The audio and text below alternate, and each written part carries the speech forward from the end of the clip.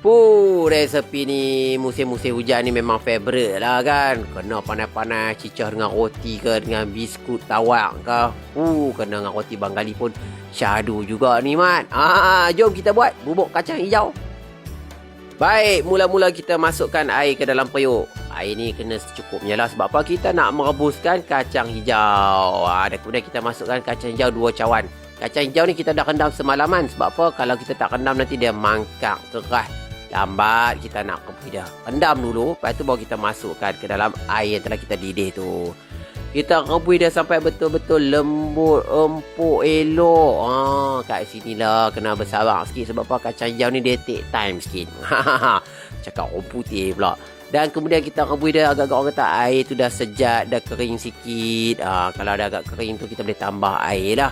Bukan apa, kalau takut nanti tak ada kuah pula kita punya bubuk. Buat bubuk tapi tak ada kuah. Tak sedap lah. Orang nak iruk kuah tu nak cicah dengan roti kan.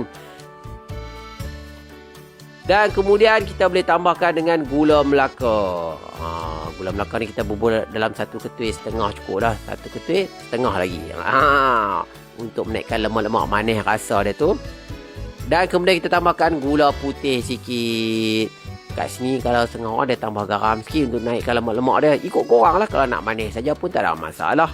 Dan kita kacau sampai betul-betul cair gula tu. Elok dah macam tu. Warna pun ada sikit. Kita boleh masukkan daun pandan yang telah disimpul elok. Pandai dia ni simpul daun pandan. Dan nak tambahkan tekstur-tekstur sikit pada kita punya bubur tu, kita boleh tambahkan biji sagu. Agak-agak lah. Jangan banyak sangat, nanti pekat pula kan. Dan kemudian kita kacau pelan-pelan. Bukan apa, takut biji sagu tu hancur pula nanti. Amboi, termenung jauh nampak. Bubur pun hampir nak masak dah. Kita boleh tambahkan krim kelapa rasaku. Setengah kotak dah cukup dah. Sebab apa? Krim ni dia pekat. Lepas tu kita masaklah kejap. Baik, bukan apa. Sebab lepas kita masukkan krim kelapa rasa kuning, kita kena masak dia betul-betul. Kalau tak nanti orang makan tak sedap pula kan. Ya, tu dia bubur kacang hijau kita pun dah masak. Bolehlah kita angkat dan hidangkan. Ni kalau kena dengan roti. Macam saya cakap tadi lah, kena dengan roti Bengali pula. Dengan kerak-kerak kepala dia tu. Hui, cukup sedap. Jangan nak tengok saja. Boleh share resepi yang mudah ni bersama kawan-kawan korang. Selamat mencuba. Berita baik untuk anda semua. Sekarang ni Rasaku ada 2 pack bundle yang cukup menarik untuk anda semua miliki.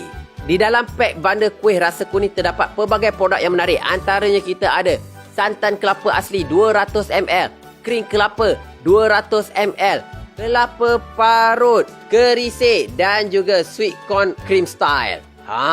Cukup menarik produk-produk ni. Sesuai digunakan untuk buat kuih-muih dan juga pencuci mulut. Boleh dapatkan di Shopee Rasaku sekarang juga.